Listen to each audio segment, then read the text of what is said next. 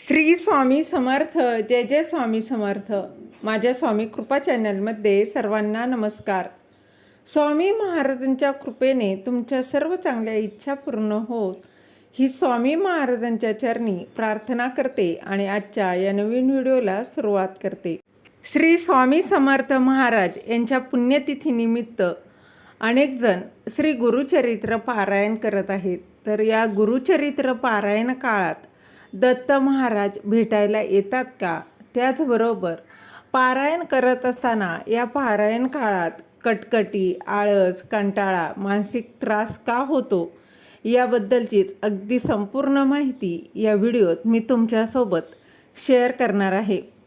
बघा, या 7 दिवसात गुरुचरित्र पारायणाचा हा सप्ताह काळ म्हणजेच 7 दिवसांचा कालावधी असतो आणि या कालावधीमध्ये हा सप्ताह जो चालू असताना गुरुचरित्राचं पारायण आपण करत असतो. मग तेव्हा आपली परीक्षा घेतात. बघा, देव आपल्या परीक्षा घेत असतात का हे बऱ्याच लोकांना म्हणजेच बघा प्रश्न पण नसतो आणि आपल्याला त्रास काही होतो का? तर गुरुचरित्राचं जेव्हा आपण पारायण करत असतो तर या प्रश्नाचे उत्तर बघा असं आहे की जेव्हा आपण गुरुचरित्राचं पारायण करत असतो ना, बघा तुम्हाला देखील बघा या प्रकारे काही त्रास होत असेल किंवा काही जाणवत असेल तर नक्कीच त्याला उपाय देखील थोडेफार मी या व्हिडिओत तुमच्यासोबत शेअर करणार आहे. मनस्थिती तुमची बघा पॉझिटिव्ह होण्यासाठी नक्कीच हा व्हिडिओ बघा आणि तुमच्यासोबत घडत असेल तर व्हिडिओ बघून तुमचं मन अगदी परिवर्तन नक्कीच होईल एवढं सांगेल. तर सगळ्यात आधी मी तुम्हाला सांगेल, तुम्ही जो काही पाठ मांडणार आहात म्हणजेच बघा घरी पारायण करत असाल किंवा केंद्रात करत असाल, बघा घरी पारायण करत असाल तर आपण बघा या सप्ताह काळामध्ये गुरुचरित्र पारायण करणार आहोत. तर गुरुचरित्राचा जो पारायणाचा पाठ असतो तो कुठेही मांडू शकतो, अगदी हॉलमध्ये किंवा बेडरूममध्ये. आता त्याविषयी शंका नसावी. फक्त एवढं तुम्हाला सांगेल, जिथे पण तुम्ही पाठ मांडणार आहात ती जागा म्हणजेच एकदम स्वच्छ असावी. कोणाचं घर छोटं असतं, कोणाचं मोठं असतं, म्हणून तुम्हाला सांगेल आपलं घर छोटं जरी असलं, बेडरूममध्ये जरी तुम्ही हा पाठ मांडत असणार तर सकाळ संध्याकाळ त्या तुम्हाला गोमूत्र मात्र शिंपडायचं आहे. गोमूत्र शिंपडल्यानं आपल्यात एक पॉझिटिव्ह एनर्जी येत असते आणि आपलं मन हे परिवर्तन व्हायला खूप मदत होते. तसंच बेडरूममध्ये जर तुम्ही म्हणजे पाठ मांडत असणार तर तिथली बेडशीट, उशी, कवर जे काही असतात ते नीट बघा तुम्हाला क्लीन असावेत असं करायचं आहे. तो रूम देखील आपण स्वच्छ पुसून घ्या. ज्या रूममध्ये तुम्ही किंवा बघा हॉलमध्ये जर मांडत असणार किंवा देवघर असेल तिथे स्वच्छ गोमूत्र टाकून ती जागा, ती भिंत, लादी वगैरे ती साफ करून घ्यायची आहे.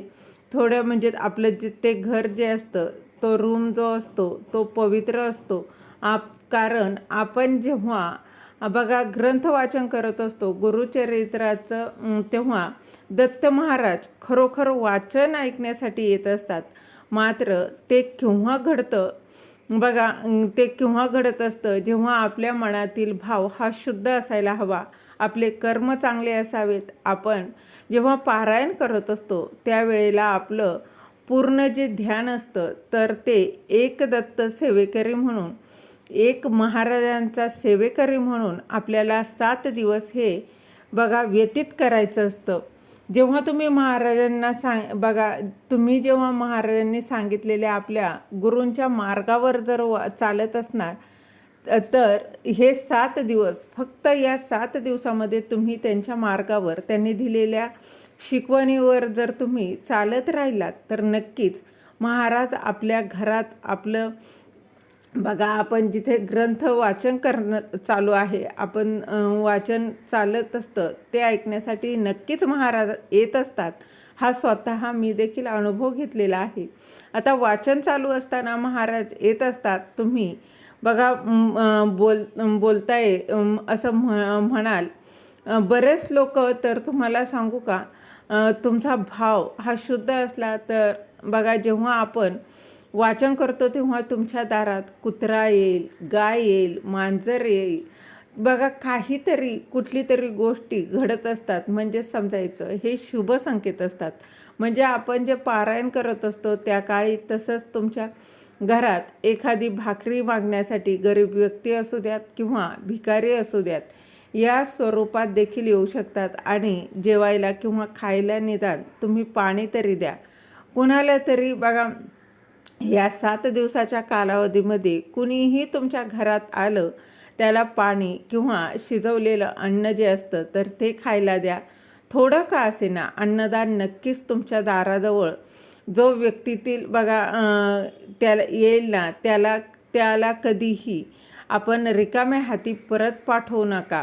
भुकेलं असंच पाठवू नका हे तुम्हाला बघा सांगेल. कारण हे शुभ संकेत मानले जातात. महाराज कोणत्या स्वरूपात कोणत्या रूपात तुमच्या घरात येतील ते सांगता येत नाही. त्यामुळे या गोष्टी तुम्हाला करायच्या आहेत. तसंच तुम्हाला सांगेल, बऱ्याच लोकांना असं वाटत असतं की जेव्हा आपण गुरुचरित्राचं पारायण करत असतो त्यावेळी आपल्याला खूप प्रमाणात त्रास होत असतो. मानसिक त्रास होतो, कोणाला शरीराचा त्रास होतो, कोणाला म्हणजे बघा जसं की आळस येतो, कंटाळा येतो किंवा कोणाला आपल्या घरातील वातावरण जे असतं त्यामध्ये कटकटी होत असतात, भांडणं वादविवाद होत असतात, खूप प्रकारे भांडणं वगैरे होतात, कुणाला झोप येत नाही, बरेचसे अडथळे येत असतात.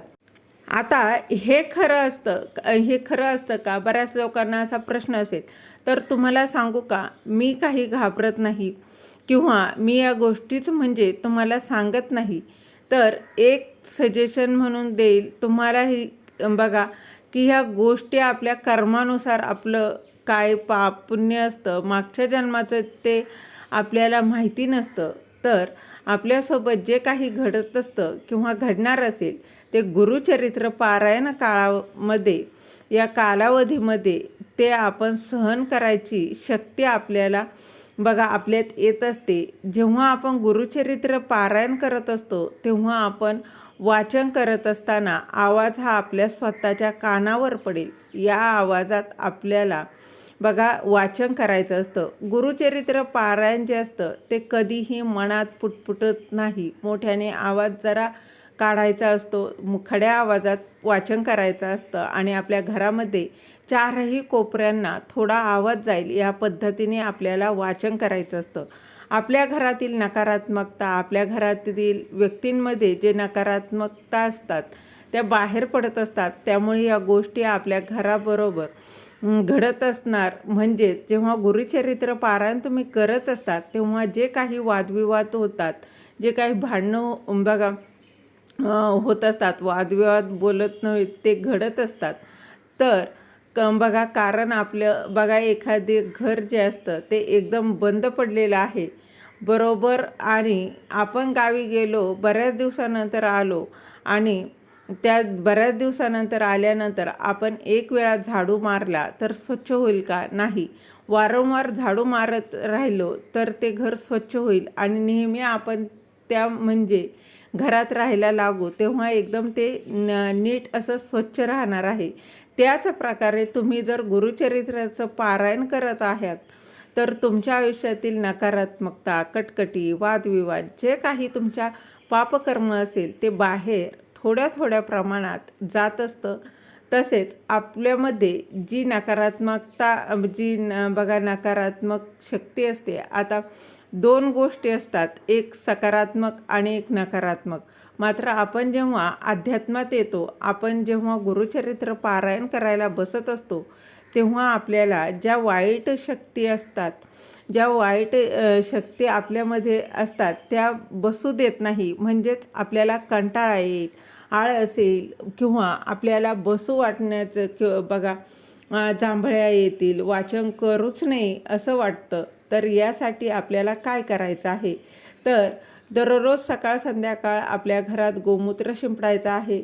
तसेच तुम्हाला सांगेल वाचन करायला आपण बसतो त्याआधी आपण काय करतो, अंघोळ वगैरे करतो आणि नंतर वाचन करतो. सकाळी बरोबर तर बघा तुम्हाला सकाळी वाचन करायच्या आधी दररोज तुम्हाला गोमूत्र थोडंसं शिंपडायचं आहे आणि भस्म जो असतो तर तो भस्म जो असतो ना तो तुम्हाला बघा एकत्र करावा आणि तो एकत्र करून आपल्या शरीराला आपण लावावा, म्हणजेच इथे भस्म लावावा. बघा दोन्ही दंड असतात त्यांना लावावा, छातीला लावावा, पोटाला लावावा. या प्रकारे आपल्याला भस्म लावायचं आहे. गोमूत्र मिक्स करावं. बघा आपला कंठ असतो इथे लावावा. या प्रकारे तुम्ही सकाळी भस्म आणि गोमूत्र एकत्र करून लावलं, मिक्स करून हे लावायचं आहे. जेव्हा आपण वाचनासाठी बसाल त्यावेळेला जेव्हा आपण गोमूत्र आणि भस्म लावतो तेव्हा वाईट शक्ती आपल्या जवळही येत नाही. आपल्याला एक प्रकारे संरक्षण आपलं तयार होत असतं. आता तुमच्याकडे जर भस्म असेल तर आणि नसेल, बघा असेल तर अतिउत्तम, नसेल तर काय करायचं आहे तर बघा भस्म तर हा प्रत्येकाच्या घरामध्ये असतोच. नसेल तर बघा काय करायचं, पहिल्या दिवशी आपण जेव्हा वाचन करणार आहात किंवा तुमच्या घरात स्वामी समर्थ महाराजांच्या केंद्रातील भस्म म्हणजे रक्षा असेल तर बघा बरोबर विभूती असेल तर ती विभूती पण तुम्ही या गोमूत्रामध्ये मिक्स करा आणि ती लावली तरीही चालेल. पहिल्या दिवशी आपण वाचन करणारच आहोत तर विभूती जेव्हा अगरबत्ती लावू, बघा आपण जी धूप लावतो त्याची विभूती पडणारच आहे. जेव्हा वाचन करत असतो आपण तेव्हा ती विभूती तुम्ही घेतली अगरबत्तीची किंवा धुपाची आणि ती गोमूत्रामध्ये मिक्स करून लावली तरीही चालेल. बघा हा एक उपाय करू शकता. तसेच बघा तुमचं म्हणजे तहान लागणं आणि तहान देखील लागेल तर तुम्हाला एक गोष्ट सांगेल, खडी साखर कधीही एका वाटीत घेऊन बसा. एक दाणा जर तुम्हाला तहान लागली तर तो दाणा एक खडीसाखरेचा दाणा तुम्ही तोंडात टाकावा. त्यानंतर तुम्हाला सांगेल पूर्ण तुमचे अध्याय पठण होतात तोपर्यंत तुम्हाला तहान लागणार नाही. आपल्याला बघा बोलण्यामध्ये गोडवा निर्माण होत असतो तर ही एक बाब लक्षात ठेवावी. त्यानंतर तुम्हाला सांगेल जेव्हा पण आपण वाचन करत असतो तेव्हा आपल्याला असं वाटेल की मी इथून उठावं, मला इथून उठायचे, मला वाचन करायचं नाही. बऱ्याच लोकांसोबत असं देखील होत असतं, असं घडत असतं. कोणी म्हणजे बऱ्याच लोकांना खूप प्रॉब्लेम येतात. तर सुरुवातीचे 3 दिवस जे असतात, सुरुवातीचे म्हणजे बघा ते खूप म्हणजे मोठे मोठे अध्याय असतात त्यामुळे ते जड जातात आणि आपल्याला सवयही नसते एवढा कालावधी बसायची आणि त्यामुळे अंग वगैरे दुखतं, कंटाळा येतो, आळस येतो. मी इथून उठावं का, मला नाही वाचायचं, असं मनात शंका येत असतात. तर तुम्हाला सांगू का, तिथे बसल्यानंतर गोमूत्राची बाटली देखील आपल्या जवळ ठेवा. आपण स्वतःवर शिंपडायचं आहे, आपल्या आजूबाजूला शिंपडायचं आणि आपण जो पाठ मांडलेला असतो तिथे वाचनाला बसलेला असतो तिथे कोण असतं आपल्याजवळ तर आपले बघा स्वामी महाराज, आपले महाराज असतात. स्वामी समर्थ महाराज असतात, दत्त महाराज असतात, आपले गुरु आपल्याजवळ असतात. गुरु हे सर्वस्व असतात. गुरूंची इच्छा असेल तरच तुम्ही वाचन करू शकतात. तर त्यांच्याजवळ हट्ट करा, त्यांना सांगा, कुणालाही तुम्ही सांगू नका तुम्ही सेवा करत आहात. दत्त म्हणजे गुरुचरित्र पारायण बघा गुरुचरित्र पारायण करणार आहे आणि मी सुरुवात करणार आहे. मी बघा हे पारायण करणारच आहे. मी हे तुम्ही गावभर बोंबाटा केला झालं कल्याण, त्यापेक्षा आपण सांगायचं, बघा सांगावंच नाही. जोपर्यंत तुम्ही बघा सुरुवात किंवा या गोष्टी करत नाही तोपर्यंत बोलू नका. कोणाला तुमच्या अडचणी जरी आली तरी, तुम्हाला अडथळे जरी आला तरी देखील कोणालाही बघा सांगायचं नाही. पहिल्या दिवशी त्रास होतोय दुसऱ्याला सांगायचं नाही. नंतर तुम्ही पारायण झाल्यानंतर काय करायचं बघा, कोणाला सांगायचं ते तुम्ही सांगू शकता. पारायण चालू असतं तेव्हा कुणालाही काही बोलायचं नाही. मात्र आपले महाराज तिथे बसलेले असतात पाटावरती. दत्त महाराज असू द्यात, स्वामी समर्थ महाराज असू द्यात, त्यांना आपण जे काही आपल्याला वाटतं ते सांगायचं आहे. बघा माझ्याकडून तुम्ही हे करून घ्या हा शब्द तुम्ही वापरा. त्या क्षणाला चमत्कार होईल एवढा मी तुम्हाला शब्द देते.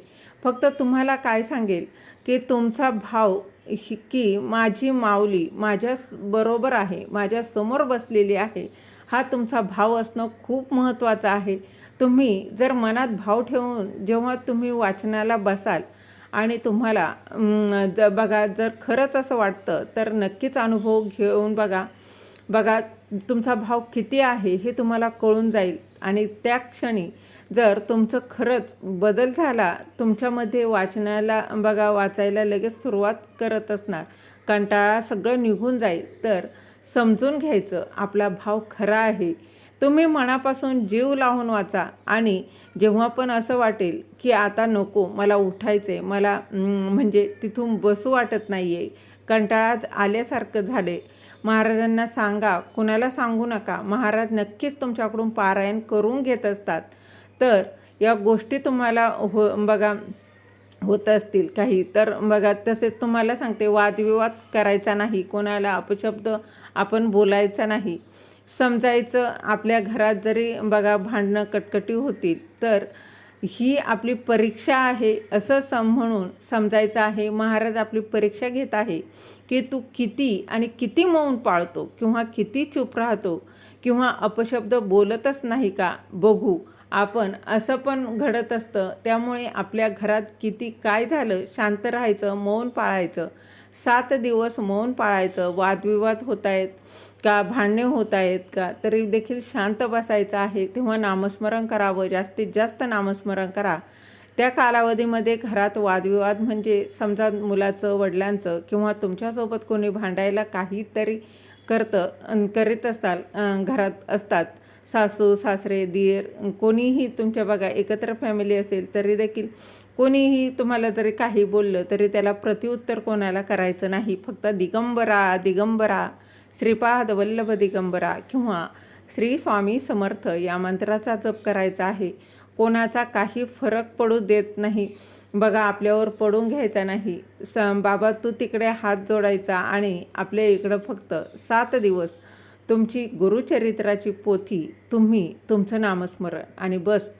तुमचा उंबरठ्याच्या बाहेर जास्त कामाचं कुठेही जाऊ नका विनाकारण.